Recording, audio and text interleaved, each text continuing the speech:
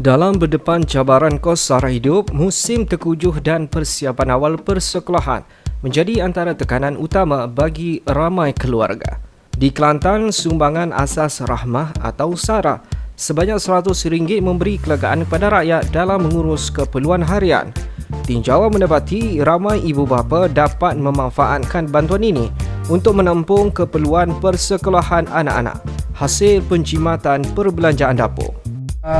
Rasa beban tu kurang lah. Ada boleh beli bagi-bagi paper susuan. Kira tak itu sangat lah. Boleh lanjut ke naik lagi ke. Itulah benarnya. Baguslah kepada Perdana Menteri kita tu. Kerana bagi bantuan ke apa. Mengenai beban rakyat lah ni ke. Bagi mahal, sibuk mahal lah ni ke. Itulah. Terima kasih banyaklah kepada kerajaan Malaysia ke apa. Ada saran suruh senang sikit. Kira sangat-sangat lah. Maknanya beban tu tak berapa tangguh lah mana. Cukup lah. Walau boleh sikit pun. Dia beli makan ni hari tu. Berah, gula, ganda ke apa, minyak ke apa. Cukup dah. Makan dua mulut juga. Terima kasih banyak-banyak kerajaan Malaysia. Amba ucap terima kasih kepada kerajaan Menani. Kerana bantuan kepada rakyat ni, mana tak boleh pun, boleh juga berlaku. Terima kasih kerajaan Menani.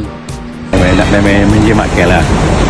Sebab boleh, rupanya boleh sebelum di bagi sekolah lah untuk buka sekolah ni. SARA ni tak mula-mula lagi lah. Benda-benda terima SARA tu dapat lagi.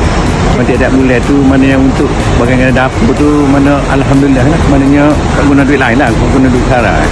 Itu maknanya, mana Alhamdulillah lah, mana syukur lah dengan bantuan kerajaan tu. Biasa saya beli susu, paper anak lah. Makanan-makanan yang gini lah.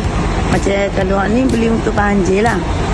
Macam telur, beras, susu, melo gitulah.